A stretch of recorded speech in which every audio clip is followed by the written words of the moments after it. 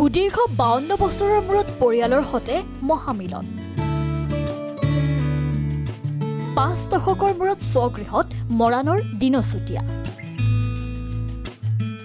ইউটিউবাৰৰ ভিডিঅ'ৰ যোগেদি সম্ভৱ হ'ল মহামিলন আপোনাৰ নামটো কৈ দিয়ক দিনচুতীয়া ঠাইডোখৰ নাম আৰু এবাৰ কৈ দিছোঁ ঠাইডোখৰ নামটো কৈ দিয়ক মৰাণ লেঙেৰি লাহোৱাল 1-2 বছৰ নহয় সুদীৰ্ঘ 52 বছৰ পাছত পৰিয়ালক লগ পালে মৰাণৰ লেঙেৰি লাহোৱাল গাঁৱৰ দিনচুতীয়াই বিগত 20 বছৰেই নেপালৰ মুক্তিনাথ মন্দিৰত সন্যাসী হিচাপে আছিল দিনচুতীয়া অসমৰ এজন ইউটিউবাৰৰ প্ৰায় 2 মিনিট 14 ছেকেণ্ডৰ এটা ভিডিঅ'তে সন্ধান পালে দিনচুতীয়াৰ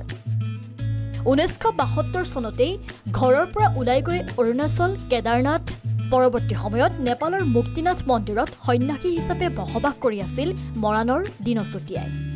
খিনি ক্ষেত্ৰতে যিজন ইউটিউবাৰ আমাক ইমানখিনি সহায় কৰিলে তেখেতলৈ ধন্যবাদ জ্ঞাপন কৰিছোঁ আৰু মোৰ বান্ধৱী পাৰ্বতী তাইলেও মানে বহুত বেছি ধন্যবাদ তাই নেপালত থাকে আৰু তাই আমাৰ টিমটোক মানে আগবঢ়াই লৈ গ'ল সেইখিনিলৈকে মুক্তিনাথলৈকে আৰু তেখেতৰ হৈ মানে তেখেতলৈ মই চিৰকৃতজ্ঞ হৈ ৰম আমাৰ পৰিয়ালৰ তৰফৰ পৰা ইউটিউবৰ ভিডিঅ'টো দেখি পৰিয়ালৰ লোকে চিনাক্ত কৰিছিল সন্যাসীৰ ৰূপ লোৱা দিনচুতীয়াক আত্মীয় লোকে নেপালত উপস্থিত হৈ বিচাৰি উলিয়ালে দিন পৰিয়ালৰ লোকক লগ পাই আবেগিক হৈ পৰিল তেওঁ সৰুতে আমাৰ দেউতাই না মা দেউতা একদম ভগৱানৰ নিচিনা আছিল পুৰা পৰিবাৰে এনেকুৱা আছিলে আমাৰ ভগৱান নিচিনা আছিলে কিন্তু লাষ্টত যেতিয়া দেখিলোঁ যে মা দেউতা বুঢ়া বয়সত সিহঁতক মই একো এটা সহায় কৰিব নোৱাৰিলোঁ পেট কাটি কাটি আমাক পঢ়াইছিলে সিহঁতে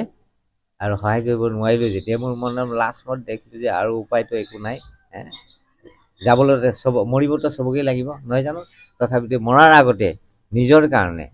নিজক বদলি কৰি ভগৱানৰ ওচৰত ভগৱানৰ নাম ল'বলৈ পাৰিলে অলপ ভাল আছিলে সেইকাৰণে মুক্তিনাথত যিটো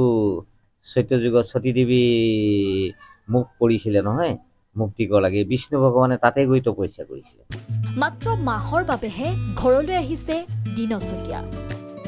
পৰিয়ালৰ সৈতে কিছুদিন থাকি পুনৰ নেপালৰ মুক্তিনাথ মন্দিৰলৈ ঘূৰি যাব তেওঁ